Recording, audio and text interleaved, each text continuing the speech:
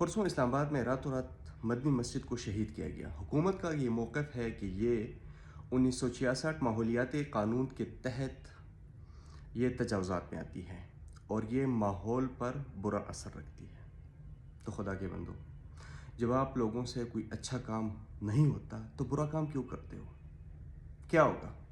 आप लोगों ने मस्जिद गिरा दी, मस्जिद को शहीद किया, लोग उठेंगे, लोग एहतजाज करेंगे, लोग सड़कों पे आएंगे।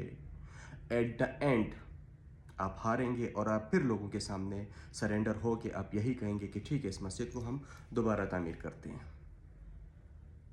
अगर 1.5 साल में आपसे कोई अच्छा काम नहीं हो पा रहा तो बुरा क्यों करते हो? अच्छा, अगर ये मस्जिद गैर कानूनी थी या गैर कानूनी आपके मुताबिक थी तो मुझे सिर्फ एक चीज़ का जवाब दीजिएगा, क्या आपकी हुकूमत गैर कानूनी नहीं है?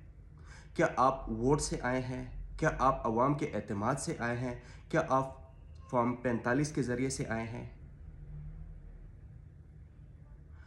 अगर आप लोगों से देखें, आप लोग तजावुज़ात के ख़िलाफ़ ऑपरेशन करते हैं, राजा बाज़ार वगैरह आपने साफ़ किया, कोई आपके ख़िलाफ़ नहीं आएगा, सब आपको अप्रिशिएट करेंगे। लेकिन अगर आप इस्लाम के नाम पे बना इस्लामी जमहूरिया पाकिस्तान में आप मस्जिद को शहीद करेंगे तो पूरी कौम आपके ख़िलाफ़ खड़ी होगी। आपका ये ख्याल है कि हम इस पे बड़े हम लिबरल साबित हो और हम ऐसे साबित हो लोगों के सामने? तो एक बात बताऊं आपको, वो लिबरल लोग भी आपसे नफरत करने लगेंगे क्योंकि उनके अंदर भी दिल होता है, एहसास होता है। इस चीज़ से कोई लिबरल नहीं बनता।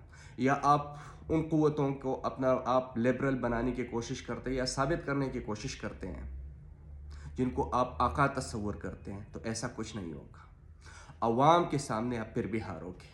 खुदारा जो जो नोटिफिकेशन अगर आपसे गलती से हो भी गई है तो उसको रिजेक्ट करें, उन नोटिफिकेशन को ख़त्म कर दें और ये चीज़ ख़त्म कर दें।